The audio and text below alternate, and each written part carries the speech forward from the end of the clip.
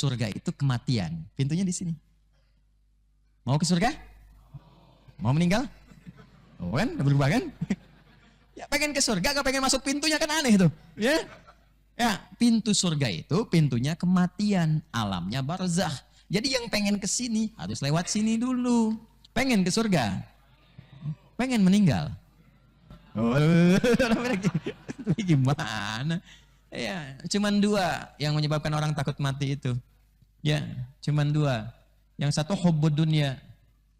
Ya, karena terlalu terikat dengan dunia. Hati-hati. Terikat dengan dunia. Yang kedua, maksiat. Maksiat, banyak dosa. Makanya takut kematian. Nah, nanti takut mati dengan dunia itu bergabung jadi wahan namanya, jadi penyakit. Ya, wahan hubbud dunya wa karahiyatul maut. Dalam hadis Nabi sallallahu alaihi wasallam. Makanya hati-hati. Ya, kalau sudah kita paham tentang hakikat kehidupan, kita kapan aja dipanggil siapa aja. Kita kan tinggal nunggu pulang. Kan udah dapat vonis semua. Vonis kematian kan udah dapat semua nih. Ya, hakim yang paling agung sudah memvonis kita ya dengan hukuman mati. Artinya kita akan meninggal. Udah dapat vonis. Dan jangan lihat usia. Hah, Bapak itu kayaknya duluan tuh. Ya, udah bau tanah kayaknya. Itu bau tanah, Anda bau kuburan. Jadi kita udah tervonis semua. Tinggal kita siap-siap. Hidup tuh begitu, harus paham begitu. Kita udah tervonis. Vonisnya vonis mati. Yang memberikan vonis adalah hakim dari segala hakim. Dan vonis itu diberikan untuk memberikan kenikmatan. Karena lewat jalur kematian itu kita mendapatkan ini. Yang dijanjikan. Dan semuanya akan meninggal. Makanya harus cerdas dalam berkehidupan. Siapkan ininya.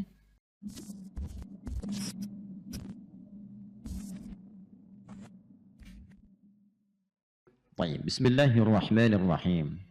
Orang-orang yang mau beriman kepada Allah, meyakini Al-Quran sebagai pedoman hidup, dan berusaha berpaling dari segala jenis maksiat untuk menata diri menjadi pribadi takwa. Perhatikan 3 hal yang saya sebutkan secara berurutan. Orang-orang yang beriman kepada Allah. 1. Mengimani Al-Quran sebagai pedoman hidup. 2. Dan menata diri untuk meninggalkan maksiat guna menjadi pribadi takwa. 3.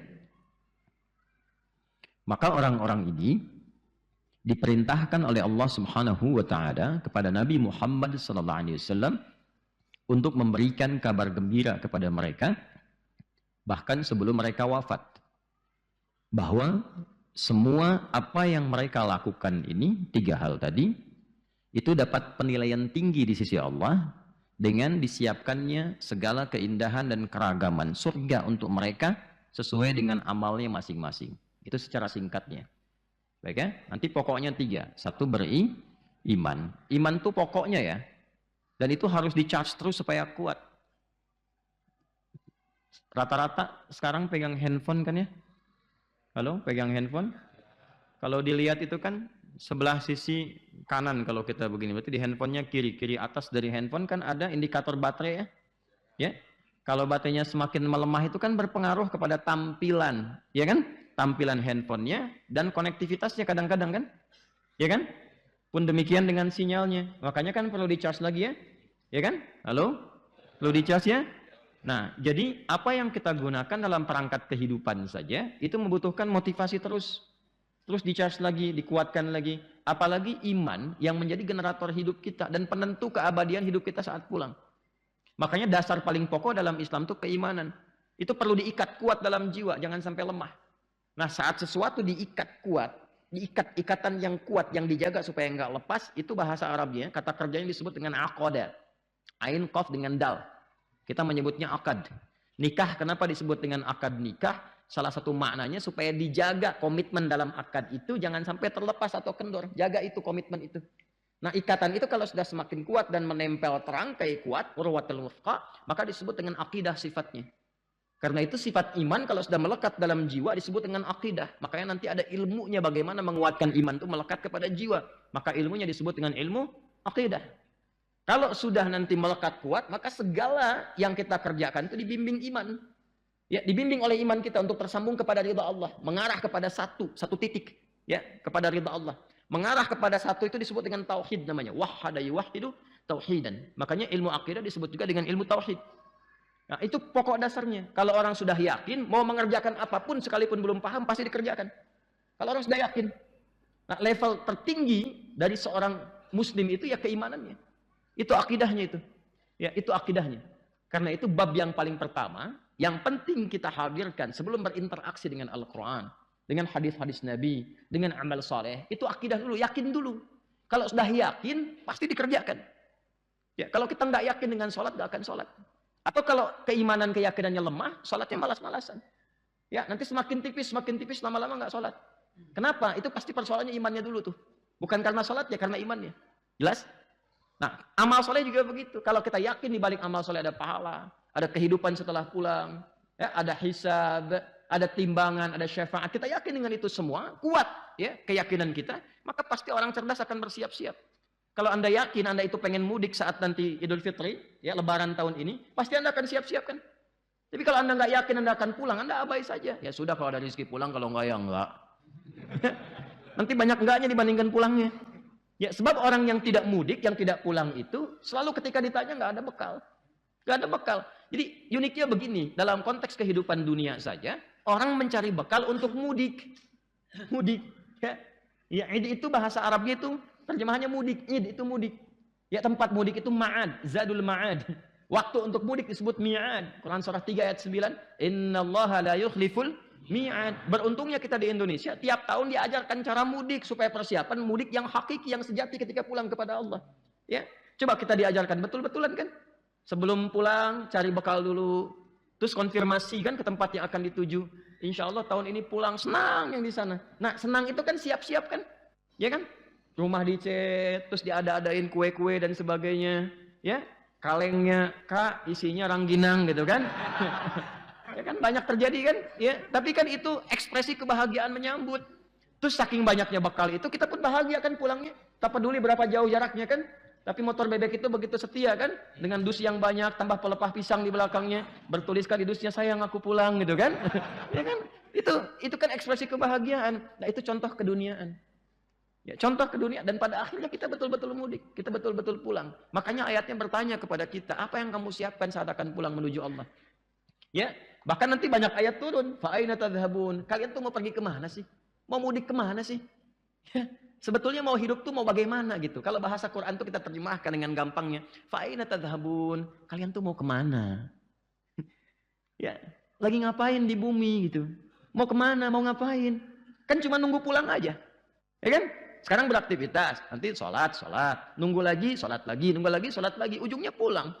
Terus kan ketika diminta sholat itu panggilan terakhirnya, ya yang mengikat kepada perintah sholat itu pengingat kematian. Al-Baqarah ayat ke-45 itu, wasta'inu bis-sabri was-shalah wa innaha lakabiratun illa 'alal khashi'in. Siapa orang khusyuk itu? Ayat 46-nya. Alladzina yadhunnuna annahum mulaqu rabbihim wa annahum ilaihi raji'un. Jadi sholat itu pemanasan untuk pulang, untuk mudik. Makanya kalau orang mau sholat, ingat. Kalau mau khusyuk itu ingat. Mungkin ini saatnya saya pulang kepada Allah. Makanya dipanggil. Ya, maaf. Kalau azan itu panggilan untuk siapa? Azan panggilan untuk siapa? Azan panggilan untuk siapa? Hah? Orang beriman. Pertanyaan saya, Anda beriman? Enggak. Hah? Berarti panggilan azan itu untuk siapa? Bilang untuk saya. Adi untuk Adi, Asep untuk Asep, Joni untuk Joni, Cepi untuk Cepi. Panggilan azan untuk siapa? Untuk saya. Adi dipanggil Allah. Apa artinya? Meninggal. Oh, iya, itu dipanggil kan? Masya Allah, Pak Joni sudah dipanggil Allah. Berpulang kan? Nah, kita itu 5 kali dalam sehari dipanggil. Kamu siap-siap. Nanti datang giliran kamu. Makanya kalau dalam sholat itu seringkali imam mengatakan shollu sholatan muwadda'. Sholat yang betul, yang khusyuk. Seakan ini menjadi sholat perpisahan. Kita latihan. Nah, kalau sholatnya begitu, tercas lagi keadaan diri kita itu. Maka kita ingat lagi, mau pulang. Gimana kalau sedang pulang kondisi tidak baik? Masa diwafatkan dalam keadaan sedang bermaksiat? Kan tidak keren tuh. Nggak keren loh ketika diputar tuh. Kan nanti akan diputar film kehidupan kita itu. Terus ditunjukin deh. Meninggalnya sedang korupsi. Ya kan? Itu diputar loh. Ketahuan semua makhluk langit dan bumi. Ya? Itu kok meninggalnya sedang mencopet. Itu meninggalnya sedang mabuk. Ya? Ini meninggalnya sedang mencuri. Ini meninggalnya sedang macam-macam, ketahuan. Makanya kalau sedang terfikir berbuat maksiat, segera sadar. Mungkin bagaimana kalau sedang wafat itu. Berbuat maksiat diwafatkan. Nah, itu yang akan mengembalikan kita dalam suasana baik. Nah, orang-orang seperti ini nggak mungkin bisa berbuat demikian kalau nggak ada iman. Makanya iman itu paling pokok. Tauhid itu bab pertama, akidah itu mesti benar. Itu satu itu. Nah, pancaran akidah itu terefleksikan dalam perilaku kita, bukan ada di ketebalan kitab. Ya, jadi akidah itu bukan untuk saling berdebat, bukan untuk saling tebal-tebalan informasi, untuk dipraktekkan, menjaga supaya refleksi dari itu muncul amal soleh. Jadi kalau Anda hafal kitab, tahu ini dan itu, tapi nggak muncul amal solehnya, malah digunakan untuk berbuat yang tidak baik, berselisih dan sebagainya, artinya itu mencerminkan akidah yang belum sempurna. Kesempurnaan akidah itu ada pada perilaku. Jelas? Tapi tidak semua perilaku yang kelihatan baik benar secara akidah. Nanti ada koneksinya tuh, bisa kelihatan ciri-cirinya. Nah, kapan itu disebut baik? Kalau pedomannya benar. Di mana pedomannya orang berakidah Islam itu? Pedomannya Al-Quran, dengan hadis-hadis Nabi, dengan sunnah Nabi. Karena itulah penting bagi seorang muslim keluarkan tuh ayat-ayat Qurannya yang sesuai dengan perilaku dan aktivitas kita. Sering saya katakan, Anda itu profesinya apa? Pebisnis, ada ayat bisnis. Pengajar, ada ayat ilmu. Sampai hadis bersin juga ada tuh. Ya, Anda bersin, alhamdulillah. Kita ucapkan apa? Yarhamukallah. Ada jawab apa? Yahdikumullah. Begitu muridnya jawab yahdikumullah, dosen saya mengatakan yahdini awalan tsumma antum katanya. Saya punya dosen, beliau ngajar usul fikih, ngajar fikih dulu. Jadi ada yang bersin. Terus dia jawab alhamdulillah, kata dosen kami rahmukallah. Ya, kata murid-muridnya termasuk kami yahdikumullah. Yahdikumullah, semoga Allah memberi hidayah kepada Anda. Jawab dosen kami, yahdini awalan tsumma antum. Saya duluan yang dikasih baru kemudian kalian. Jelas ya? Nah, kalau kita membiasakan seperti itu, kemudian mulai kita keluarkan kurikulum hidup itu menjadi titian amal soleh kita bikin kurikulum hidup kita masing-masing. Keluarkan ayatnya, lihat hadisnya. Hadis dan ayat itu bimbingan nilainya. Aktivitasnya bisa sesuai dengan kehidupan kita, dipakai dimanapun sesuai. Nanti itu yang mengantarkan kita pada ridha Allah. Puncaknya baru di akhir, wafat dalam keadaan takwa dan muslim. Wala tamutunna illa wa antum muslimun. Nah, kalau pulang dalam keadaan seperti itu dapatnya apa? Dapat apa tuh dari mulai meninggalnya sampai kembali kepada Allahnya? Nanti kita bahas itu setelah menunaikan salat Isya berjamaah insyaallah. Assalamualaikum warahmatullahi wabarakatuh. Bismillahirrahmanirrahim. Assalamualaikum warahmatullahi wabarakatuh.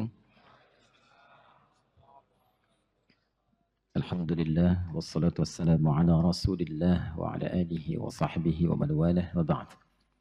Saudara-saudariku, kita telah menunaikan salat Isya berjamaah beserta amalan sunnah yang menyertainya. Semoga salat kita semua diterima oleh Allah Subhanahu wa taala. Kita lanjutkan. Bismillahirrahmanirrahim.